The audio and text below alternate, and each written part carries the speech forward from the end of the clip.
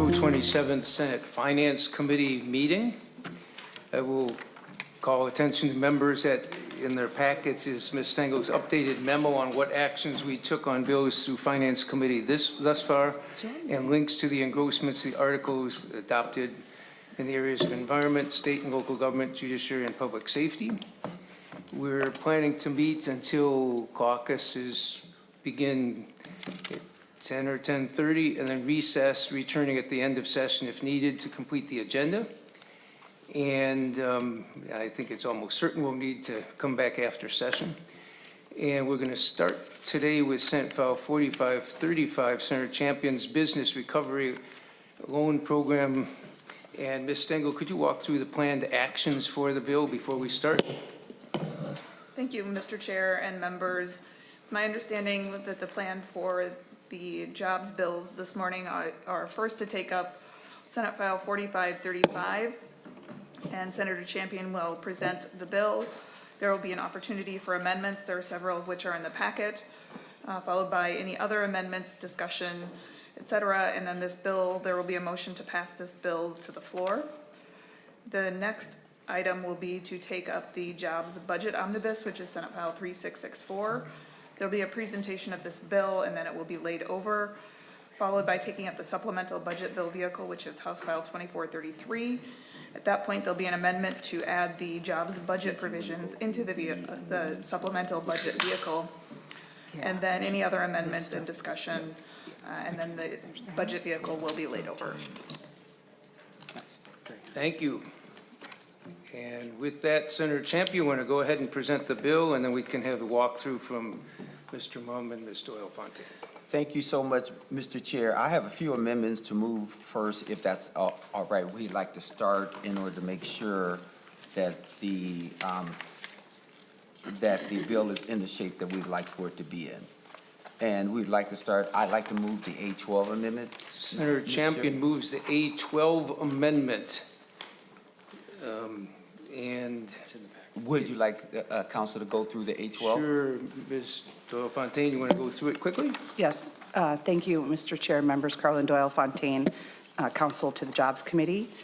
You'll have the A12 in front of you. The first lines, 1.2 to 1.8, are technical language suggested by Mr. Nauman to do a transfer instead of an appropriation from the forward fund. And then on lines 1.9 to 1.20, we have some language talking about if a business is part of a larger organization, a parent business, that they would be able to qualify for one of the forgivable loans under this program, even if they went over the threshold of the maximum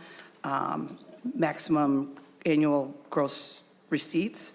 So the first section would pertain to the loans for the outstate, Greater Minnesota, and then the second paragraph would be for the loans in the metro area. And then on line 1.21, you'll see an increase of $250,000, and then the transfer that's on line 1.23, that is also coming from the forward fund, so that reflects the amount for the economic impact study, and that is the A12 amendment. Thank you. Senator Champion has moved the A12 amendment. Is there any discussion? If not, all those in favor say aye. Aye. Opposed? Motion prevails. Senator Champion. Mr. Chair, we would then like to do the A13 amendment. A13 is also in the packets.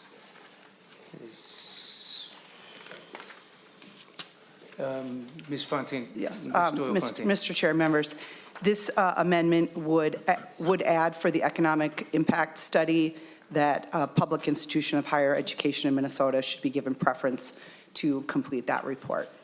And this was a friendly amendment from Senator Draheim. Senator Draheim moves the A13 amendment. Is there any discussion? If not, all those in favor say aye. Aye. Opposed? Motion prevails. And Mr. Chair, the last but certainly not the least amendment is the A14 amendment. Senator Champion moves the A14 amendment. Mr. Mum? Mr. Chair and members, the A14 modifies the reporting requirements present in the bill to require more frequent reporting, and it creates an expiration for the reporting requirement that basically requires the reporting throughout the existence of the program. Senator Champion moves the A14 amendment. Is there any discussion? If not, all those in favor say aye. Opposed? Motion prevails. Senator Champion. So thank you, members. As you know, this is an economic recovery package designed to help businesses across our state that were impacted by Operation Metro Surge. I know we have a number of members on the committee who also serves on the Jobs Committee. So at the risk of repeating everything for them for a second or third time, I would simply say that there's a $100 million forgivable loan program with $18 million pot of money for the 6 initiative foundations and $82 million for the 7-county metro area. As you can see, there are no grants in this bill, only forgivable loans. How we came in with the breakdown, we talked to the Minnesota Initiatives Foundation as well as others in order to make certain that there was parity or fairness. That $18 million number also came from the Minnesota Initiatives Foundation, who says, don't give us more. We want to make sure that we have enough of a pot in order to make sure that businesses are able to draw down from that money through CDFIs. The reason why we use CDFIs is because that program's already stood up. Indeed, there's a cross-section of them across the state. People have very good relationships with them. Outside of it being a CDFI, we also make sure that in the bill that there's partnership language so that if there are immigrant communities or others where there's second language, that there's an intentionality of making sure that those businesses receive the support that they should receive. One other reason why we did not designate money like to North Minneapolis, South Minneapolis, and others is because, let's say, for an example, in Senator Muhammad's district, if there's an overwhelmingly more impact in that area, they could use the CDFI and become a beneficiary of those funds. So we've worked with a cross-section of people. We've worked with the regions, and so that we can do everything that is necessary in order to make sure our businesses across the state, not just in a certain geographical area, but across the state are able to get the support they need. The loans are zero interest forgivable loans, and the way that it's set up, the loans have a 5-year term on them, and after on-time payments for 2 years, the following 5% can be forgiven. So up to 60% of the loan will be forgiven. We wanted to make sure there's loans as opposed to grants so that all folks would have some skin in the game, and we can incentivize individuals to keep their businesses open, because that's the whole purpose of this, is because we want to make sure that their businesses are open. There's also a provision that we got from former Representative Hodan Hassan that allows for a maximum of 3 months to defer the initial payments to allow businesses to pay down debt or make payments on things they have been putting off before needing to make the initial payment towards the loan principal. Finally, we also have a $250,000 amount appropriated to have the department complete a statewide study to get a full accounting of the economic impact in all corners of the state that the Jobs Committee in 2027 will be able to use to inform any decisions needed for the next budget year. In the Jobs Committee, lastly, we had mayors from Golden Valley, from Richfield, from the city of Minneapolis, from St. Paul, just other mayors who came in and talked about there being serious consequences upon their businesses, unfortunately. And so this bill seeks to address that as much as possible. Is it enough? We believe that it's never enough, right? Because the city of Minneapolis alone said their businesses were impacted over $200 million, where the city of St. Paul said they were impacted $165 million plus, right? And that's just some of them. But we believe that this is a great step forward. We know that the number that we asked for is different from what the governor asked for. The governor came out with a proposal of $10 million, and we don't know where the governor got that number from or where he was going to take the money from, but we wanted to be much more thoughtful if we could. So with that, I look forward to the committee's discussion on this bill, and the department is here to answer questions if needed as well. Thank you, Mr. Chair. Senator Champion, Mr. Baum, did you want to go through the spreadsheet? Sure. Mr. Chair, there should be a spreadsheet in your packets that's titled Jobs and Economic Development 2026 Business Recovery Loan Program. This is an instance where a spreadsheet probably makes a piece of legislation appear more complicated than it is, but I will try to summarize this for you. Essentially what the bill does is it cancels $100.25 million of the fiscal year 2023 forward fund appropriations, and it takes that savings and transfers $100 million of it to the business recovery loan account. That's on lines 10 and 15, showing the transfer out of the forward fund and into the newly created account. And it transfers $250,000 of that forward fund savings to the general fund, and that's shown on lines 7 and 25. The $250,000 general fund appropriation is on line 28, and that is an appropriation to deed to conduct an economic impact study of the economic effects of Operation Metro Surge. And on line 18 is the $100 million appropriation from the newly created business recovery loan account for forgivable loans. You can see the bracketed amounts showing the amount that is dedicated to Greater Minnesota, 18 million, and the $82 million that would be nonprofit loans within the metropolitan area. Thank you, Mr. Baum. Questions, discussion from the committee. Senator Friends and Senator Draheim. Thank you, Mr. Chair, and thank you, Senator Champion. I'm an enthusiastic yes on your bill, and I want to compliment one part of it. Members, many times we've talked about equity between Greater Minnesota and the Metro. Southern Minnesota Initiative Foundation serves the constituents for not just me, but Senator Jasinski, Senator Draheim. I've often looked to my left here, members, and seen Senator Champion with his own pen calculating how it works out for Metro, for Greater Minnesota, and I think his intent is to have it be fair. While these numbers may look a little uneven, I assure you they are based in fact, and as we want our partners to come back and say we will treat them fairly, it's got to cut both ways. Here, the Metro suffered the greater impact of Operation Metro Surge, including those businesses, and just want to say, thanks for that, Senator Champion. We'll need it in the future. We try to put the whole state back together. And Mr. Chair, it's not always the numbers, it's the spirit sometimes. So for a state that's looking to draw people back together and where our small businesses employ 70% of the workforce in this state, this is exactly the kind of apportionment we need. And if you don't want to take my word for it, talk to the Southern Minnesota Initiative Foundation. Thank you, Senator Champion.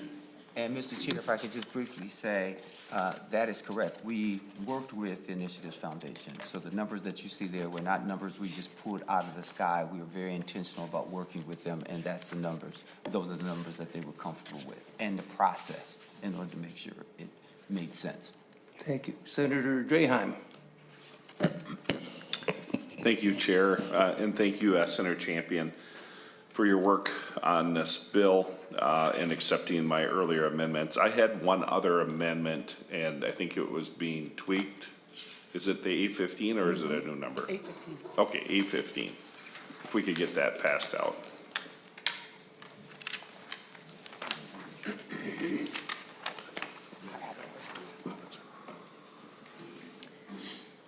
A 15 amendment will be distributed.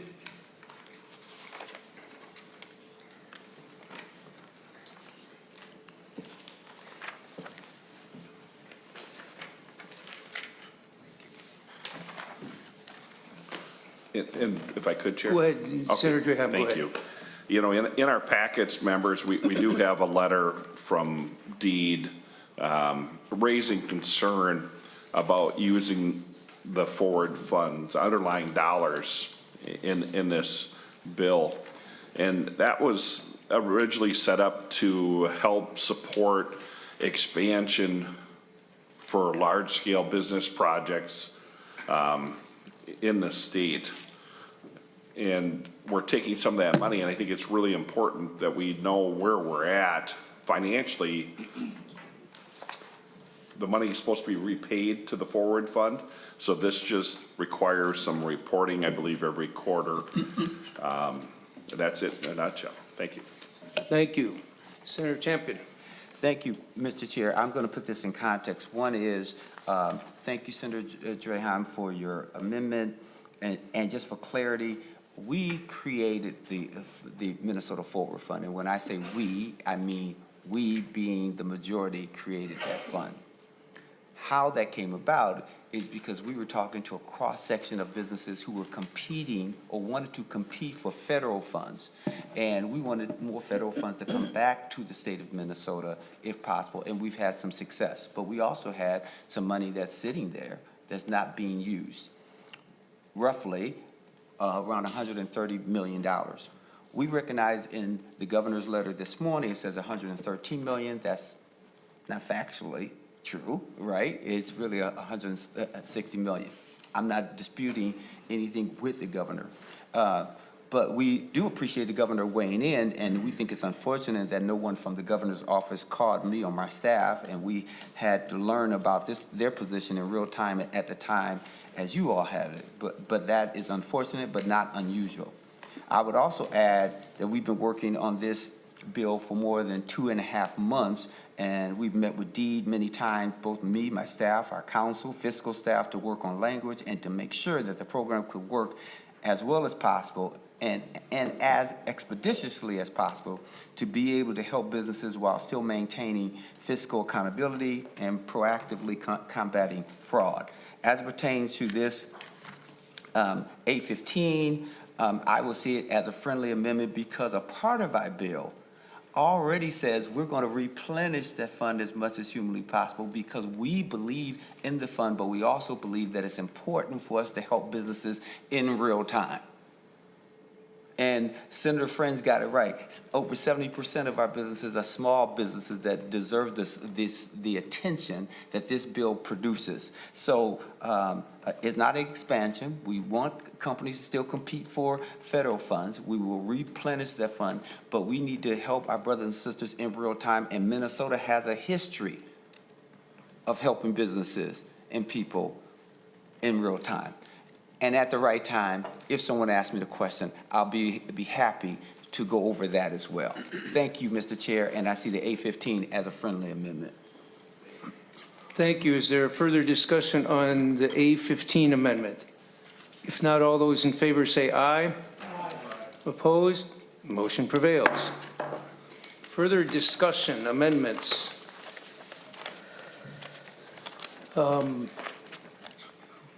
Senator Pratt. I was just trying to figure out whether we're ready for Senator Champion yet.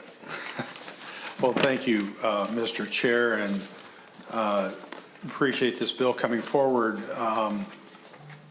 You know, Senator Champion talked about real-time help for businesses, and you know, we worked very hard during COVID to make sure that small businesses that were shut down by the governor were able to, at the time, able to pay their rents, their basic charges, so that, as I said at the time, they weren't putting plywood in the windows when they were being forced to lock their doors.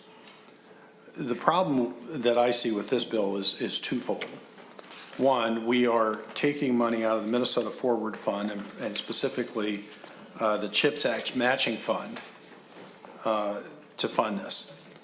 Mr. Chair, for those that don't recall, the CHIPS Act passed in 2022 was a direct result of the supply chain disruption that we saw and trying to bring in more of the manufacturing domestically for our high-tech stuff to make sure that we didn't see supply disruptions from communist China for political reasons.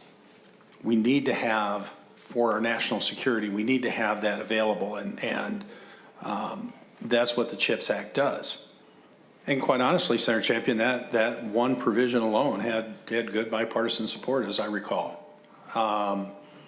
And so, you know, whether it was going to be a Republican or a Democrat majority, I think I think there would have been a way to find that through. But Mr. Chair, we're taking $100 million after the fact and providing loans. We don't have a term on the loans. We don't have, and the loans are forgivable. So as Senator Champion says that we are going to be replenishing the fund through repayment. Well, I shouldn't say we don't have a term, because if I recall, we're going to be forgiving about 60% or so of the loans. And there's no requirement in here that I saw, and feel free to correct me, Senator Champion, if I've missed it, that they're actually, that the loans have to be in good standing at the point in time that they're forgiven. So the second piece of this, Mr. Chair, is the majority has completely missed, and we brought this up several times in committee, the majority has completely missed the economic impact of $9 billion of fraud. We've had homelessness occur. We've had services not being provided to Minnesota residents because the monies have been stolen. And that has a real economic impact as well. And the majority wants to pretend like it doesn't exist. And that's a shame. If we're going to do an economic impact study, why don't we do an economic impact study on all of it? Why don't we look at the economic impact study of the fraud? What's the fear? There should be none. Well, I've brought that amendment many times in committee, and it's gone nowhere. Turns into being an argument between Senator Champion and I on the amount of fraud and whether or not fraud exists. Minnesotans know fraud exists. Minnesotans feel it. So, Mr. Chair, I'm going to be a no on this bill today. It's not real time. It doesn't replenish a fund that was meant to strategically help Minnesota become a technology hub again, like we were back in the 60s and 70s when we had Honeywell, controlled data, great research. When we helped put a man on the moon.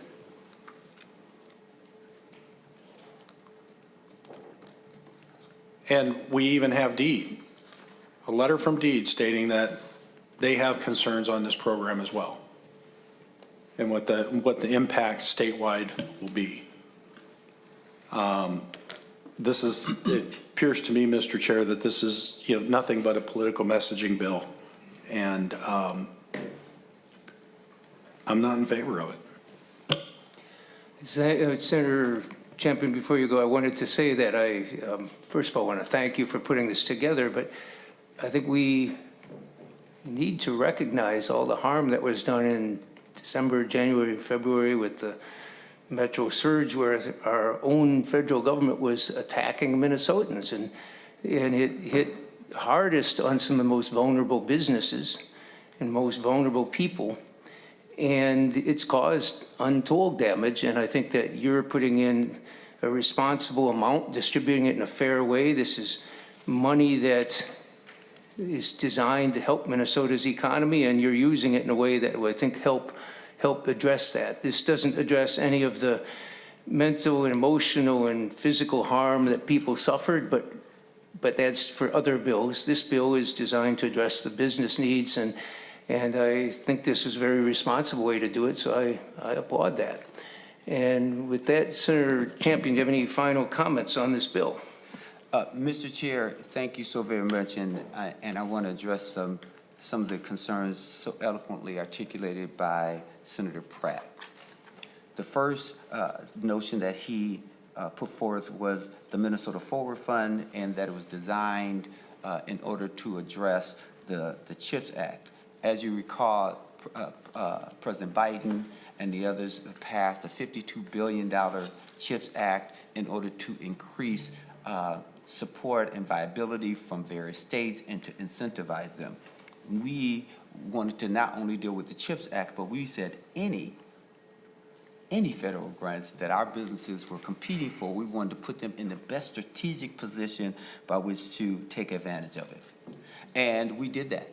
We will continue to do that. We've had success doing that. We've had businesses come back and say, hey, because of your money, we were able to do this. But we also know that if there's money lying dormant, that we want it to be active. And we want to make sure that our businesses are able to get the support that they need all across our state, because there are these available resources, and we will continue to support businesses, large businesses in the future as well. And I heard Senator Pratt correct himself that there is terms, 5-year terms. It's true. They have to be in good standing. That's a part of the bill in order to take advantage of the forgiveness of the 60%. So there is that notion of good standing. And we know that we will replenish and at least put some money back into the Minnesota Forward Fund. And I hope that we get this same enthusiastic support during the budget year in order to make sure that we continue to support our businesses. But also, let me say something. He said his second point centers around economic impact of fraud on our state. And he alluded to, because some of you are not and are not a part of the Jobs Committee, and you can go back and listen to that going back and forth, but it wasn't because Senator Pratt brought an amendment. He's never brought an amendment. It was because, in fact, he says we're not considering the economic impact of fraud, which we do. But here's what is key about this. You don't consider pain between the two and make them compete against each other. We find a way in order to soothe the pain of Minnesotans. So when that comes to whether those individuals who did not receive the services that they were supposed to, we know that this body has been very busy about how we addressed it and how can we continue to build upon protecting our precious resources in order to make sure that Minnesotans are receiving the services that they need to. But we're now in the economic field. We're like, okay, our businesses have experienced some pain and some disruption. So we need to be serious about responding to them and giving them the support that they need. This is the answer.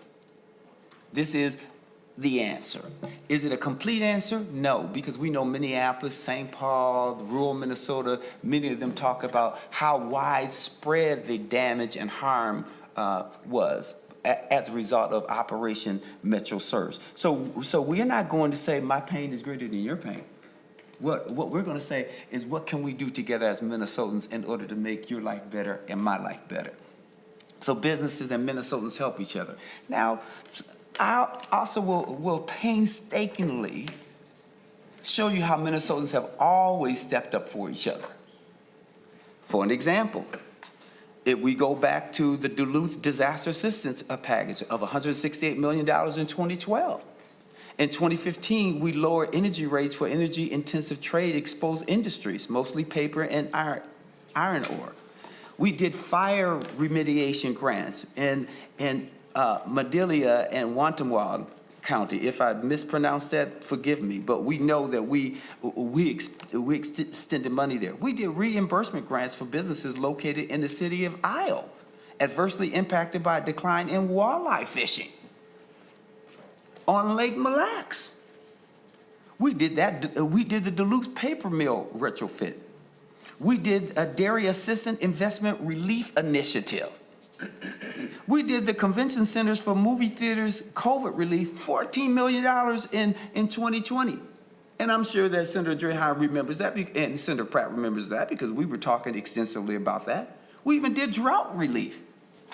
And in fiscal year 22, we did the Canadian Border Counties Economic Relief Program. $5 million in fiscal year 21 forgivable loan program for remote recreational businesses in Lake of the Woods County. We did 2022 unemployment insurance trust fund, where we allocated $2.3 billion from the state ARP funds, from $406 million from the general fund to the state unemployment insurance trust fund to replenish funds spent due to COVID business disruption. This state appropriation ensured that businesses would not have their UI taxes raised to replenish funds used to pay UI benefits for laid off workers. In 2022, we also did frontline workers program. That legislation appropriated $500 million for frontline worker payments for workers whose jobs were put at risk during the COVID-19 pandemic. The avian flu grants, community energy transition grant program. Note that the legislature also created an entire office to support these communities. We did a host community economic development grants that supports communities that are of the site for waste disposal facilities, annual funding. Members, all I'm saying is when we hear Senator Pratt and the others suggest that we should not be reaching out and helping Minnesotans, that is the history of Minnesota. Why should now be any different? It shouldn't be different. And if someone is going to make the argument that it should be different because we have economic fraud or somebody was fraudulent, that's a different question that should be dealt with as well. We have not turned a blind eye to fraud. That's just a talking point. We've been very serious about fraud. And I believe that we can chew gum and walk at the same time. And that's what I expect us to do today. So, Mr. Chair, thank you so very much. Thank you for the patience that you've shown me. And I want to make sure that our businesses, no matter where they are, even in Prior Lake, we want to make sure that they have an opportunity to receive the support that they deserve. Thank you. Senator Champion moves that Senate File 4535 as amended be recommended as passed and staff be instructed to make necessary technical and conforming changes. Further discussion of that motion? If not, all those in favor say aye. Aye. Opposed? No. Motion prevails. The bill is on its way. Senator Champion, we are now taking up Senate File 3664. Thank you, Mr. Chair. I have a A48 amendment to get the bill in the shape that I would like, if that's okay, Mr. Chair. I move the A48. Okay. This is one we will take up. This is for adding to the other bill, though. So we are not going to take it up right now, are we? What? Better idea. Senator Champion, instead of taking up your bill, we'll have you speak to your bill, and we will lay Senate File 3664 on the table and take up House File 2433, the Omnibus Supplemental Bill. And with that in case, then you will move the A48 amendment, which is language from your other bill and for that bill. So Senator Champion will move the A48 amendment to House File 2433. And with that, can you now present the A48 amendment? Thank you, Mr. Chair, and thank you to the committee again. Before you is our Jobs Supplemental Omnibus Appropriations Bill. We will have the Senate Council and fiscal staff walk through each piece of the bill. I will provide some highlights. But first, you will see that we have included the fixed language from Senator Draheim's bill for Rural Cancer Institute pilot program that we passed last year to make that to help make that function the way we intended for it to. As I understand it, that language will also be in the House Omnibus bill. Second, Senator Pratt and I had a discussion in the Jobs about a provision that I stripped out in the A6 amendment. Senator Pratt brought up some valid concerns, and I wanted to make sure that the bill was not bogged down by any potentially controversial provisions. So I have removed that appropriation now that we made it to finance. That was for the automotive notion in Brooklyn Park. The only piece of the policy language that we have in the bill is is that we heard in the committee is that we add UI and paid leave judges to the list of definitions to protect their personal information, such as their residential address, and the department is here to speak to this if necessary. Members, I believe that is everything I wanted to highlight for you. I look forward to your questions and amendments as well. I think there's one other thing that we removed from this bill is I think I had a golf provision that I also removed from this bill as well.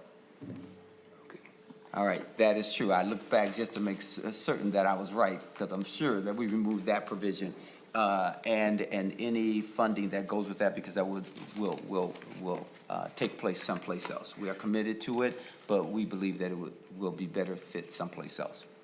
Okay, and Senator Champion, there's an A50 amendment to the A40. That's Senator Draheim, sir. Okay. Oh, we should still walk through the Yeah, we'll do the A48? walkthrough first, Yeah, Ms. yeah, that would be Ms. helpful. Doyle Fontaine, and then Mr. Mum. Mr. Chair, members, Carlin Doyle Fontaine, Council to Jobs Committee. So the A48 amendment that is before you, it would add a new article to House File 2433. The first section contains Workforce Development Fund appropriations. You'll see those listed, and Mr. Mum will walk through the spreadsheet. Section 2 is for an appropriation to Ignite Business Women Investment Group. This would be $100,000 from the general fund for this grant. Section 3 is the Rural Cancer Institute pilot program. It modifies the program slightly and also would extend the availability of the funds for this pilot program until June 30th of 2028.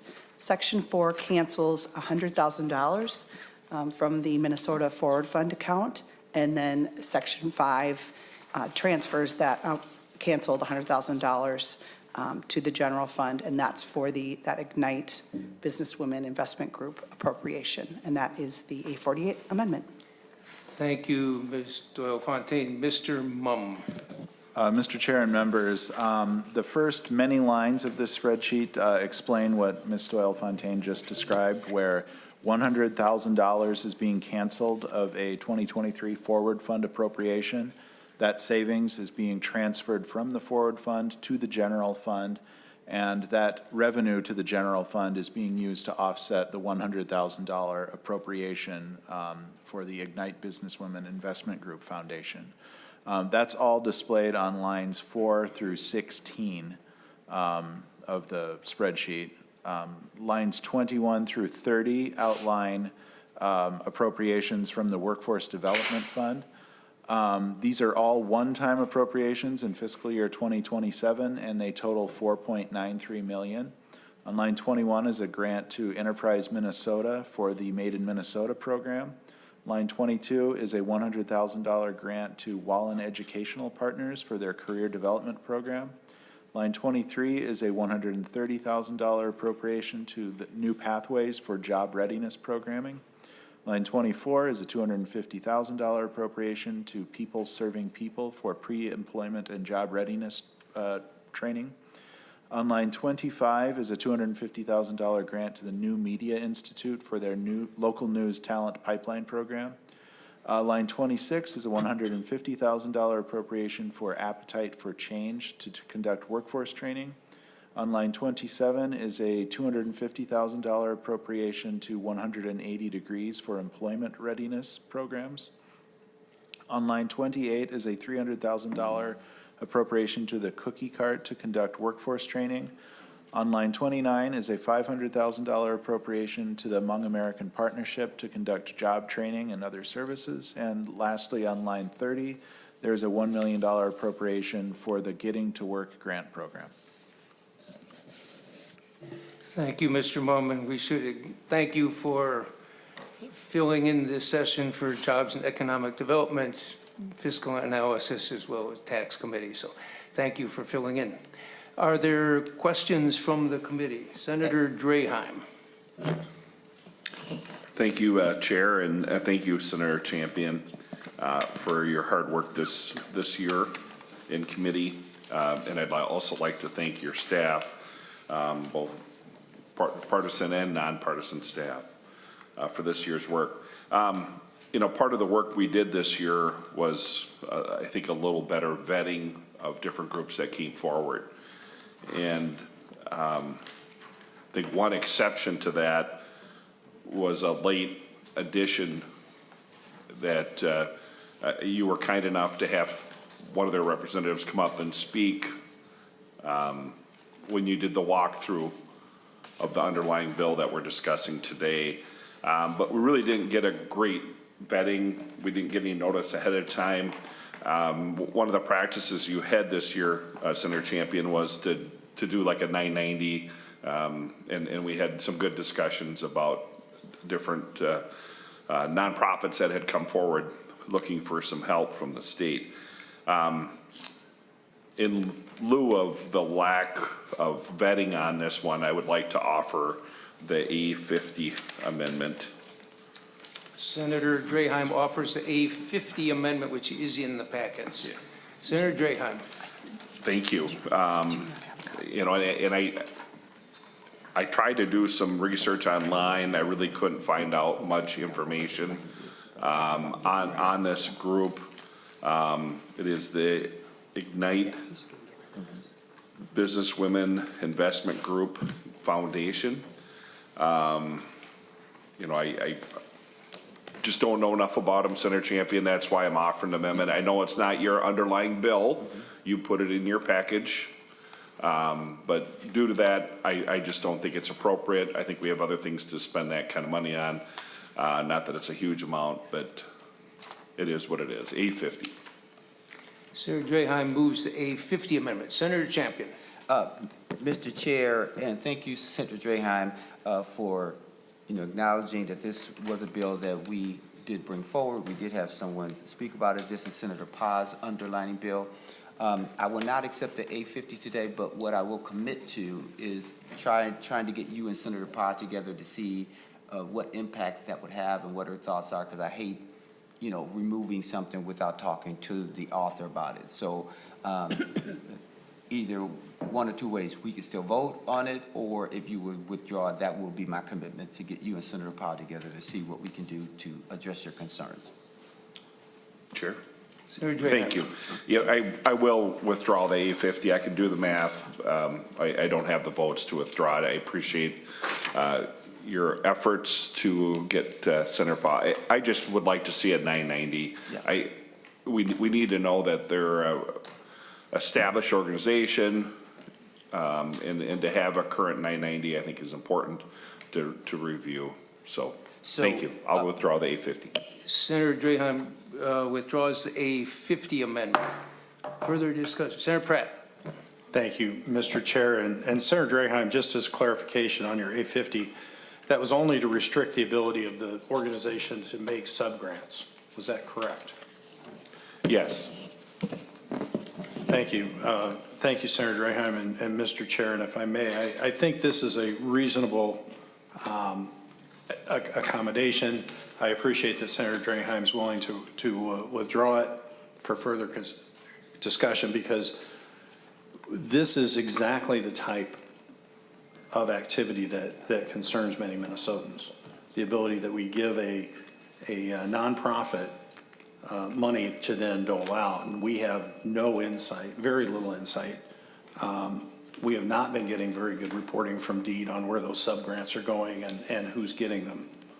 And we need to do better.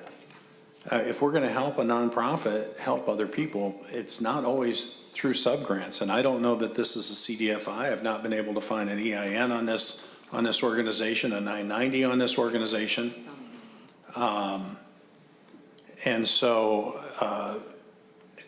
I hear Senator Pappas found one. I'm happy to take a look at it. But it's just concerning that we continue to go along funding nonprofits to then give money to other nonprofits or to subgrant these to without knowing what the underlying grant-making criteria is.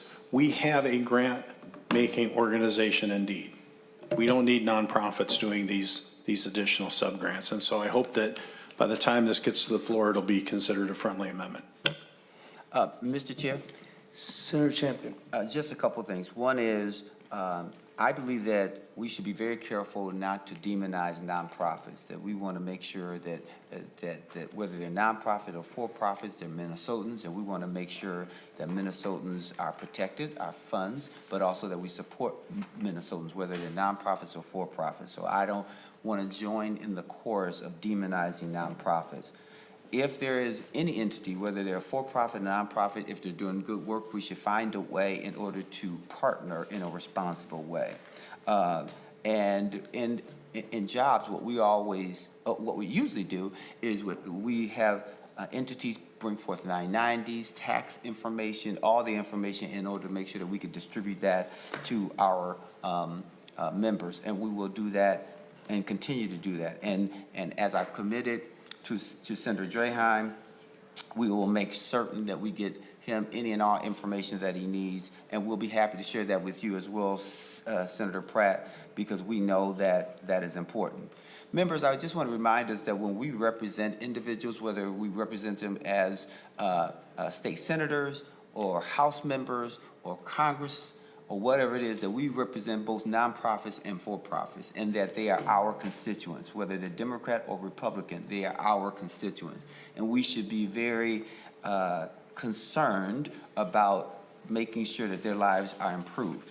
And to that point, and very briefly, Mr. Chair, when you went through the spending that goes from line 21 to 30 on the spend sheet, I just like to also show how we, as a committee, look to make sure all of Minnesota is represented.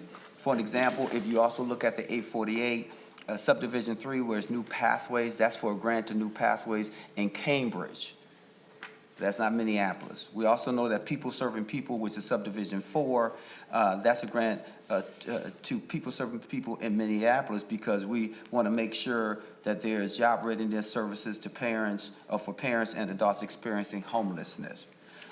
You will also see in subdivision number 7, that is 180 degrees. That's for a grant to 180 degrees, where they're serving teens in Hennepin, Ramsey, Stearns, Carver, Olmsted County, and other surrounding areas, because we always want to make sure that we have a eye towards helping others. And then subdivision 8, the cookie cart is not just in North Minneapolis, but it's also in St. Paul. So those are just some of the entities, as well as making sure that we had the right language for Section 3, which is the Rural Cancer Institute pilot program that we appropriated money for, and we wanted to make sure that those folks are receiving the support that they need. Those are just some of the provisions that are in our sheet. So thank you so very much. And I hope that I have answered all your questions. And again, Senator Draheim and Senator Pratt will make sure that you have any additional information that is needed. Thank you, Senator Champion.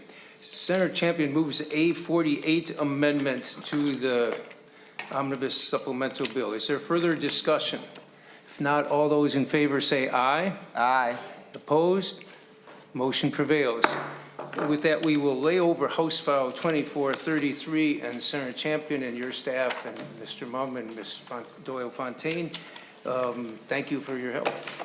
And I do want to openly thank Tom Melton, who is our committee administrator, also Taylor Tidwell-Bennett, who is our committee legislative assistant, and Shamika Bogan, who is the executive assistant to the president. They all work as a team, along with these two great individuals sitting to my left and right. It's a good team. Thank you.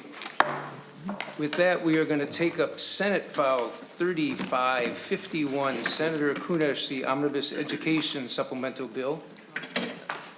And it is being passed out as Senator Kunesh comes to the table. Thank you. And while it's being distributed, maybe Ms. Stengel can walk through the planned actions for the bill. Thank you, Mr. Chair and members. This is another bill that will be Senate File 3551 is the Omnibus Education Finance Bill.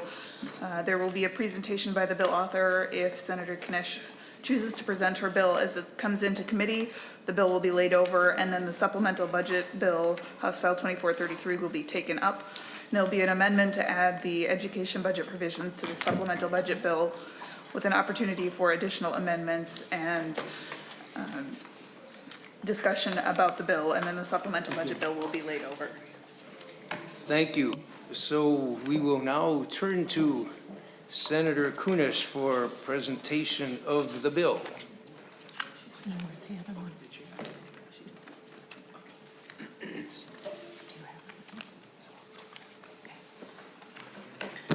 Good morning, Mr. Chair and members. What you have here is a very modest supplemental bill that we put together. We know that we have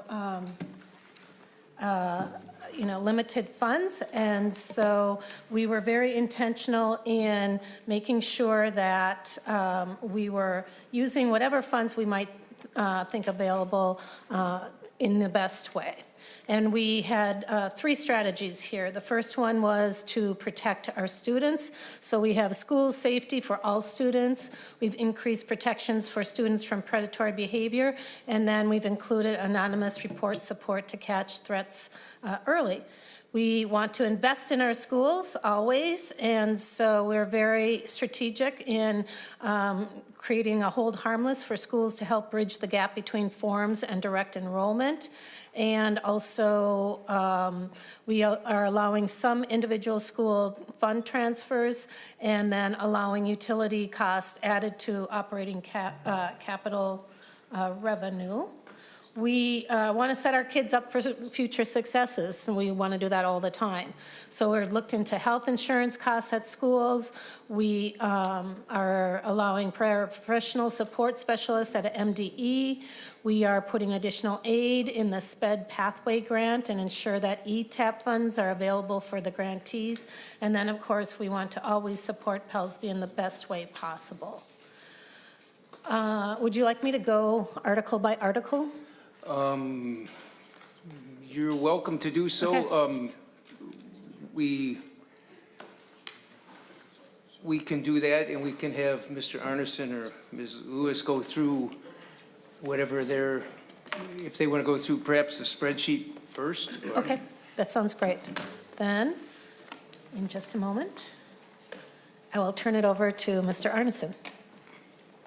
Mr. Arneson, welcome to the Senate Finance Committee. Go ahead. Mr. Chair and members, hoping for some guidance. Do you want me to go through the change item spreadsheet only? Yes, I think that would make more sense. Okay, Mr. Chair and members, the change item spreadsheet is a one-page document oriented portrait style. In the upper left-hand corner, it reads Senate File 3551-1E, Education Finance Supplemental Budget as passed committee. The change item document is organized by article of the full education omnibus proposal. The first article is general education. There are a couple change items in this article. Indicated at line 3 is the additional general education aid spending for the compensatory revenue adjustment proposal in the bill.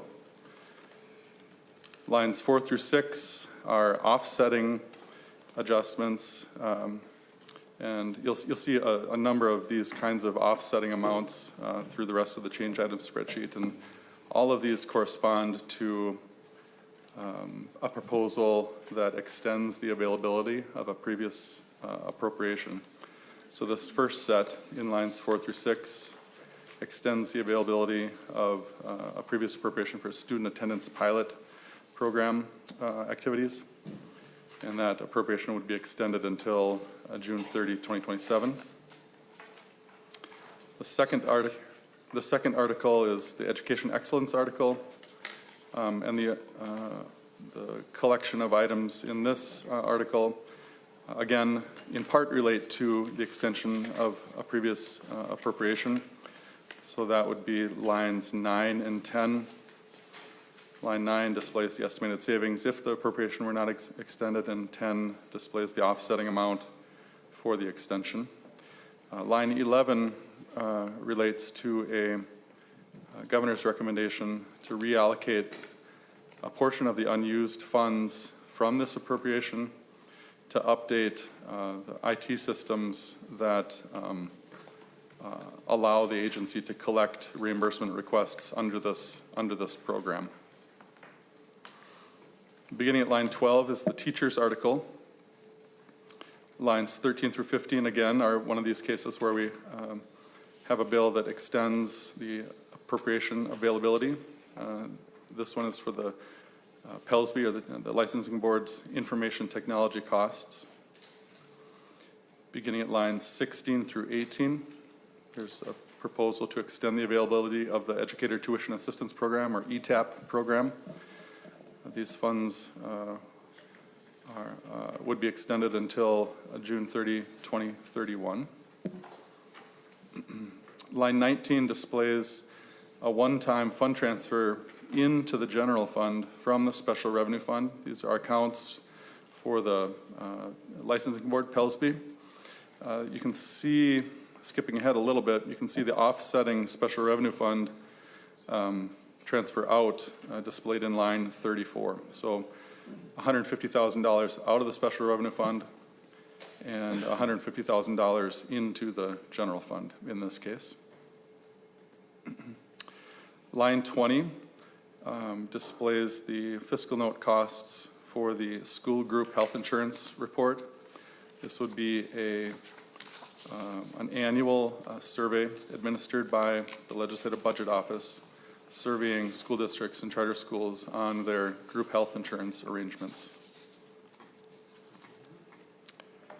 Line 21 displays the additional costs for one FTE at the Department of Education to support paraprofessional requirements and programming. That additional FTE would be first funded for fiscal year 2027. Finally, the last collection of items all belong to the school facilities and student safety article. Lines 23 through 25 display, again, the offsetting savings and extension costs for extending the availability of the gender-neutral single-user restroom grants that were first made in laws 2023 for fiscal year 24 and 25. That's the $1.3 million figure. And then the second group, beginning at line 26 through 28, also extends the laws 2025 appropriations for this same restroom grant program, and that's the $1.98 million figure. And finally, line 29 displays the proposed $40 million general fund spend on a school safety aid and grant program. This would be a one-time spend for an aid, school district aid in fiscal year 2027, and grant funds available for non-public school applicants beginning in fiscal year 2027 as well. And finally, just noting the special revenue fund changes at the bottom. Lines 32 and 33 reflect the governor's recommendation to authorize a transfer between accounts in the special revenue fund. And this would, in this case, this would be a transfer out from the Grow Your Own account and into the Special Education Teacher Pathway Program account in the Special Revenue Fund. Equal amounts, so $20 million out of the Grow Your Own account and $20 million into the Special Education account. And finally, I described the context of the one-time fund transfer at line 34, the PELSB fund transfer out from the Special Revenue Fund and into the General Revenue Fund as indicated in line 19 earlier. And Mr. Chair, that was an overview of the change items in the underlying bill. Thank you, Mr. Arneson. Are there questions from the committee? Senator Jasinski. Thank you, Mr. Chair, and thank you, Mr. Arneson. So it's been a while since I've been on E12, so you might have to brush me up here. But so line number 3, fiscal year 27, compensatory revenue adjustment of $34.879 million. So prior to 2023, when the students would fill out paperwork to qualify them for free and reduced lunch, that was kind of the check figure that got money to the schools that needed it. My district, Faribault, has 72% prior to 2023 qualified for free and reduced lunch. And to my understanding, since we've done free lunch across the state and breakfast, they're not filling out the paperwork to qualify these districts for the free and reduced lunch program, the compensatory. So how does the $34,879,000 dollars get distributed to the school districts that need it if they're not filling out the paperwork that they used to fill out to qualify them for more compensatory funding. If you could explain that and making sure it gets to where it needs and not just across the board. Again, Faribault has 72%. Were qualified for free and reduced lunch. Otana was 42%, Waseca's 46%. So every community is different, and my concern is how this is getting distributed out to the school districts that need it, like Faribault for my district. Senator Kunesh. Sure. So what we've been trying to do is create like a hold harmless formula where we've tried to maintain those levels so that there wasn't a sharp drop. It's very hard. It's a hard job to get those forms back. And I'll hearken back to the time that I was a teacher and as the library media specialist. Part of my job was to get those forms in, and we would create incentives to get those forms in by making sure that parents knew what the benefits of that getting that form in. For me, it meant that those students wouldn't have to pay a technology fee, or they might be able to have field trips or other sort of things subsidized. So really the responsibility is on the schools to get those forms in. And, you know, we've noticed a big change in student population across the board. The enrollment has dropped. People have moved. Kids are moving districts. And so the fluctuation has caused, you know, some angst for those schools. But we can't maintain what they had in 23 or 24 forever. And so the compensatory fix that we have here, I think, is a really good way to address that. I mean, we can look at schools that are hurting because of lack of not attendance, but a drop in enrollment, but we can't hold them at that same level forever. And so what we're trying to do is create probably, you know, as fair of a formula as we can to ensure that those schools aren't losing millions upon millions of dollars. I mean, my district alone could very easily lose millions of dollars. And so we are trying to level that out as best we can until we can start really working with the most accurate current numbers. Mr. Chair. And thanks, Senator. So again, before 2023, the incentive for the families to fill out the paperwork was so that their students could get the free and reduced lunch. Now that it's statewide, the filling out the paper is even more difficult. So it's an unintended consequences for a district like mine, because before the incentive was fill out the paperwork and you get the free lunch. Now they get the free lunch, so even less of them are filling out that paperwork.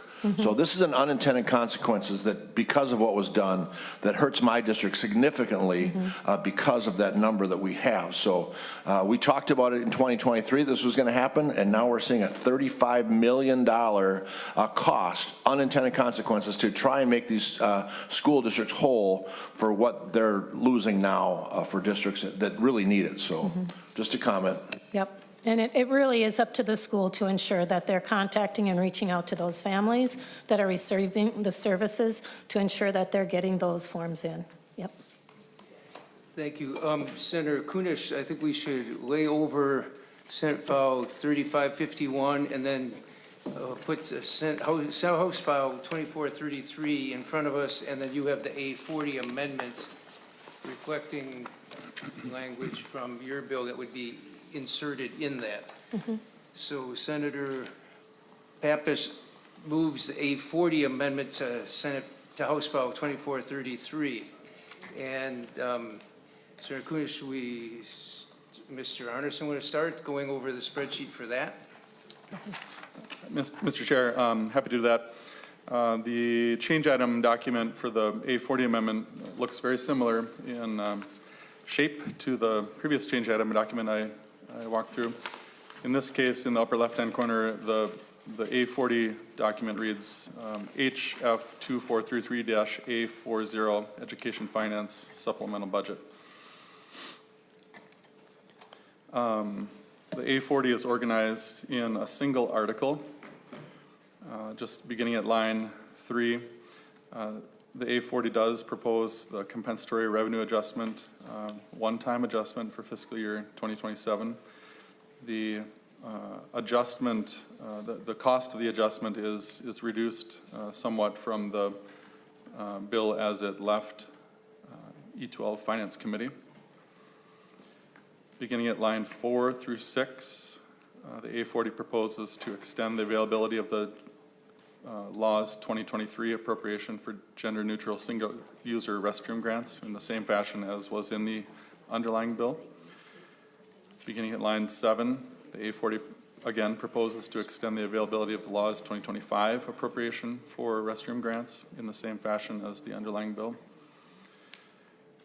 Beginning at line 10, there are 2 appropriations or base adjustments for 2 agencies relating to the proposal in the A40 amendment that originated in Senate File 3969, Senator Makewaid bill relating to criminal grooming. Line 11 proposes to increase the appropriations for the student maltreatment program at the Department of Education. This corresponds to roughly 7.5 FTE for that program. And line 12 tracks the base adjustment for the Department of Corrections. Fiscal note for the underlying criminal grooming bill indicated that the agency expected some increased bed costs attributable to criminal grooming. And finally, line 13 is the appropriation for LBO costs related to the annual school group health insurance report that I indicated earlier in the walkthrough of the full change item document. And Mr. Chair, that concludes the A40 change item. There are no changes to the special revenue fund in the A40. Thank you, Mr. Arneson. Are there questions from the committee?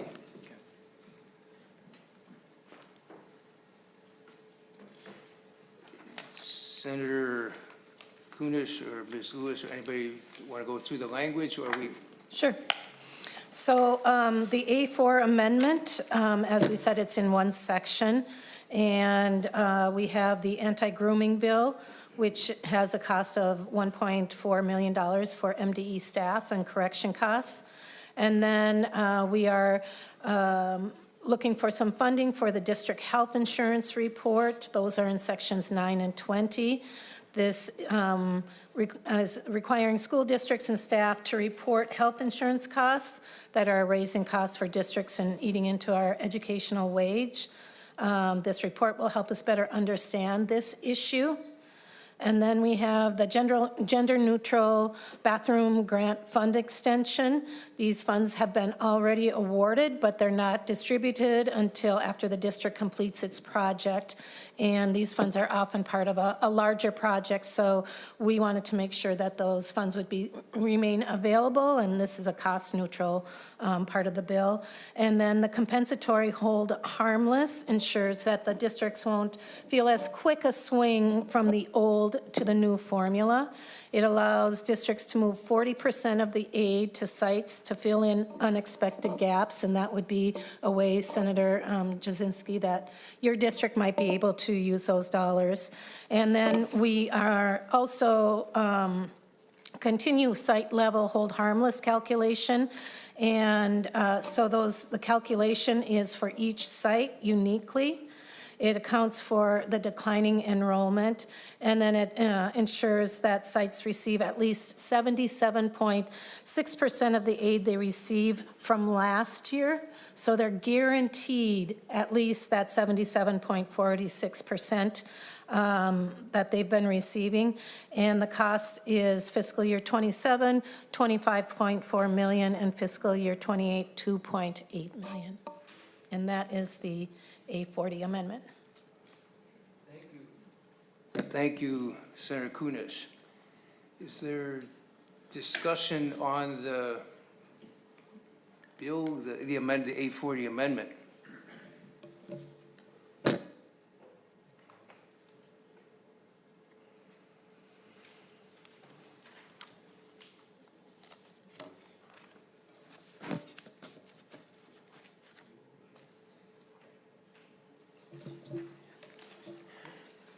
I'm told that there may be a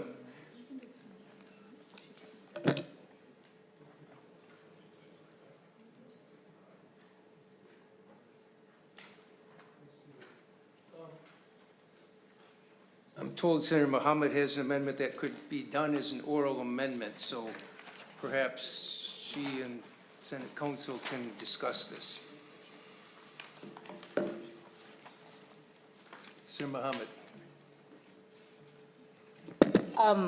Mr. Chair, I wanted an amendment to the amendment before we get it out, which is page 6, line 618 in the underlying bill. I want to add that language to the amendment. Senate, Mr. Nauman.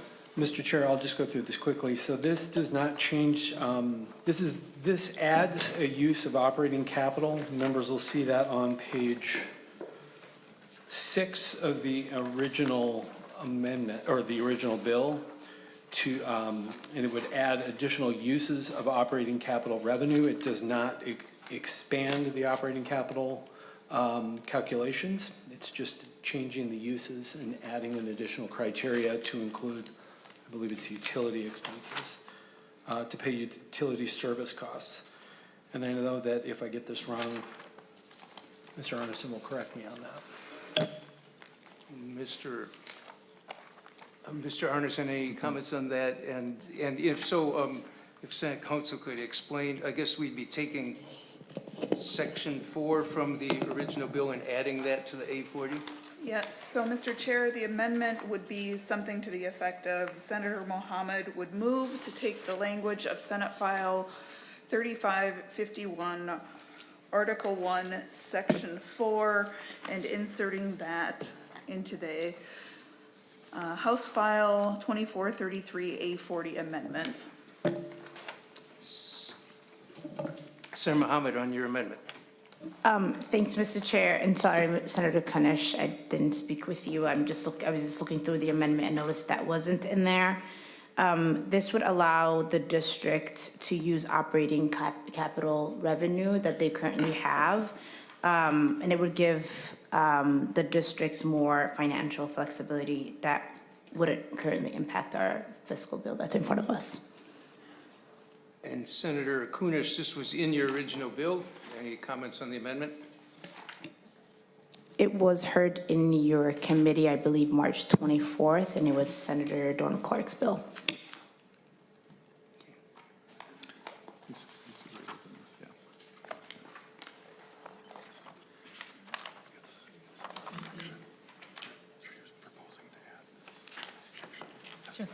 Just this. Yeah, I mean, the whole section would be added, but it's from the Senator Clark bill, heard in committee. Senator Kunesh, on the amendment, any comments? I would accept that amendment. Senator Kunesh, Senator Mohammed moves the addition of Article 1, Section 4 of the language in current Senate File 3551 be amended to the A40 amendment. Is there, Senator Pratt, discussion on that amendment? Thank you, Mr. Chair. And so, Mr. Chair, as I understand in talking with council, we're allowing capital funds to be used to pay an operating expense. Is that a fair summary of what's happening here, Mr. Arneson? Mr. Chair and Senator Pratt, operating capital is, the operating capital program is a component of general education revenue. Operating capital revenue can be used for certain capital expenses, but under current law, it may also be used for a fairly wide range of kind of operating expenses as well. The proposal would authorize the use of operating capital revenue for utility costs, which include electricity, gas, garbage, et cetera. One second, Mr. Chair, I'm conferring with council.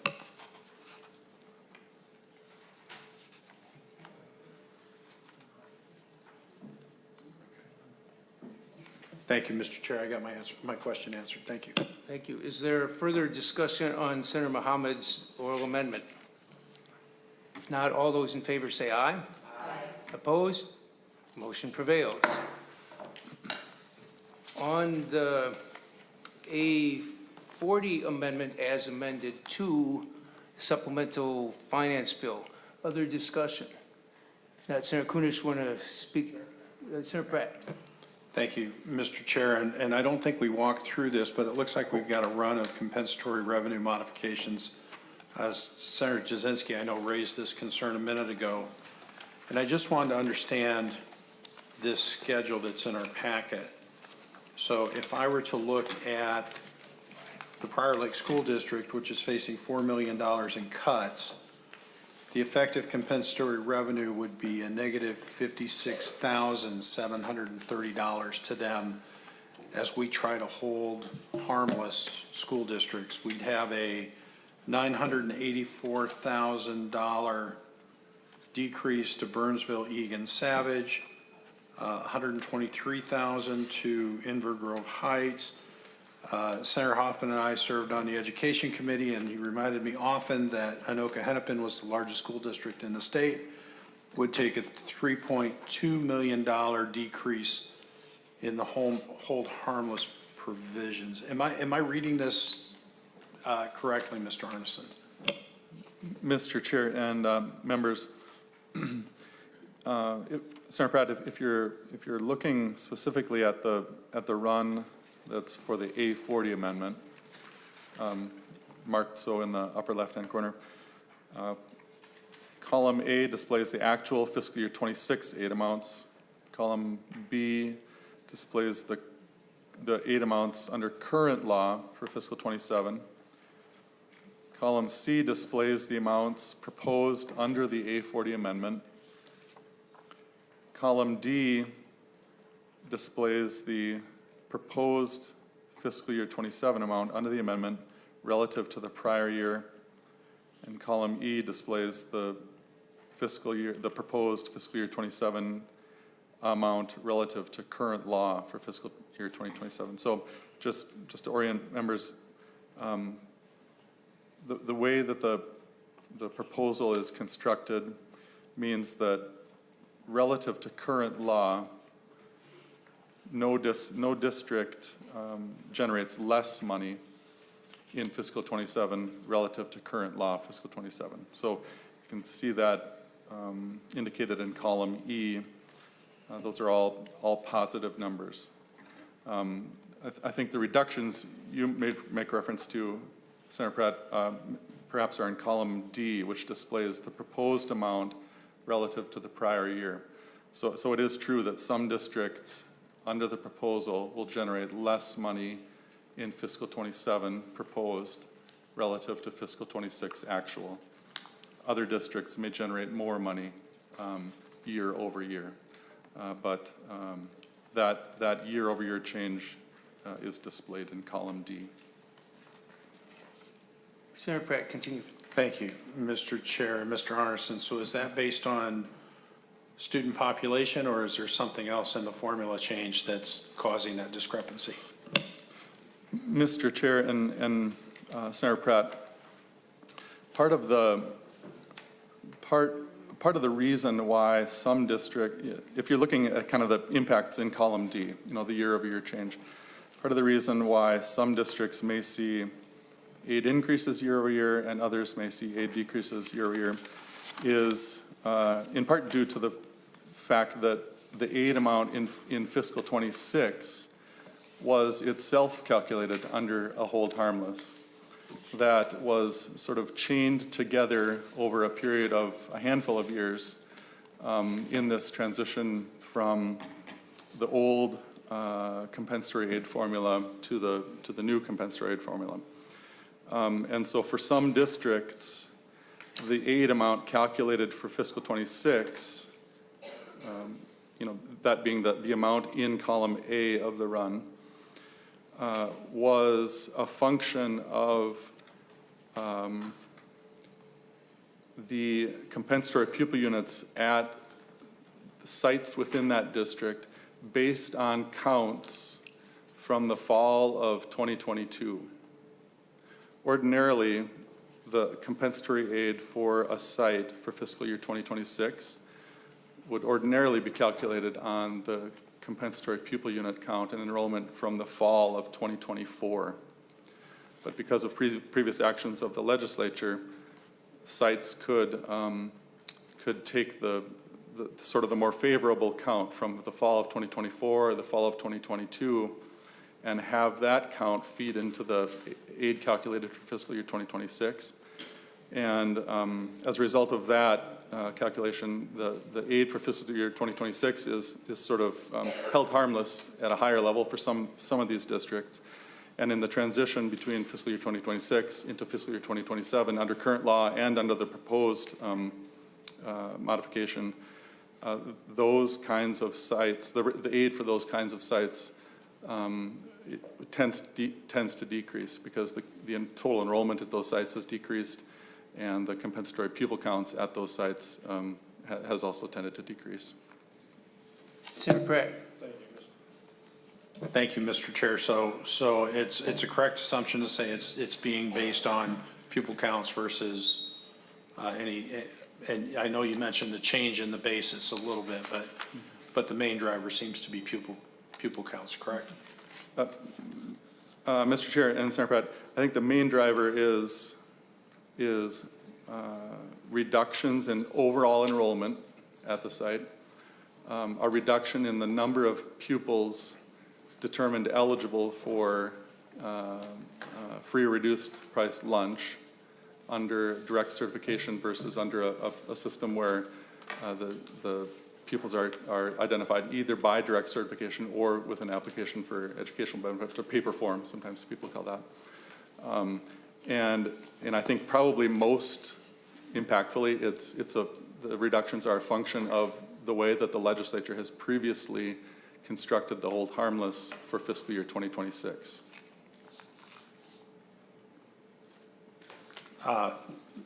No more questions, Mr. Chair. I think it just kind of tags on to what Senator Jasinski was saying around the concerns that we have on this program. Mr. Chair. Senator Jasinski. Again, I just want to echo one more, or say it one more time, Senator Pratt, because I was bringing up, looking at this. So this is hurting the districts that need it more. Districts like mine in Faribault and Waseca and Otana, those districts that would have more people qualify because they fill out the paperwork are now losing the funding on top of less pupils. Those school districts, because they don't have to fill out paperwork anymore, and I know you can incentivize them and talk about it, but because now you don't have to get the free lunch, less people fill it out. So what's actually happening and what happened since 2023 is now the school districts that need more help are getting less. That's wrong. Senator, further discussion on the 840 amendment as amended. If not, Senator Pappas moves the 840 amendment as amended be added to House File 2433. Senator Kunesh, any final comments on that? No, thank you for hearing the bill here today. Education finance is not easy. We know that we have never been able to fully fund education, which would be my dream, so that every kid had every opportunity to have everything they need in their schools, that teachers had decent class sizes, that our EL kids, that our kids with have special needs, have all those services that they need, that we can feed them and provide all the resources to create a really well-balanced kid. But with what we have, we are doing the best. It's always heartbreaking when we hear the situations of school districts where there's reduction in funding. That's not an easy thing to do, but I think this bill and the way we have put it together is probably the most fair and the best way to address the meager funds that we have for education these days. So thank you very much, Mr. Chair. Thank you, Senator Kunesh. Senator Pappas moves the 840 amendment as amended be added to House File 2433. On that motion, any discussion? If not, all those in favor say aye. Aye. Opposed? Motion prevails.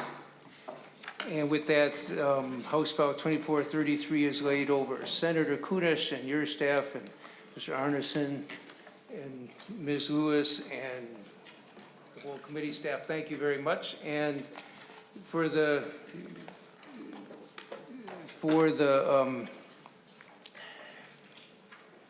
committee, we are going to recess until after session. We have one bill remaining, Senator McEwen's Omnibus Labor Bill, and we will go through that. We will convene here again, perhaps 30 minutes after session. We'll announce that at the end of session, but at the call of the chair. And with that, this meeting is in recess.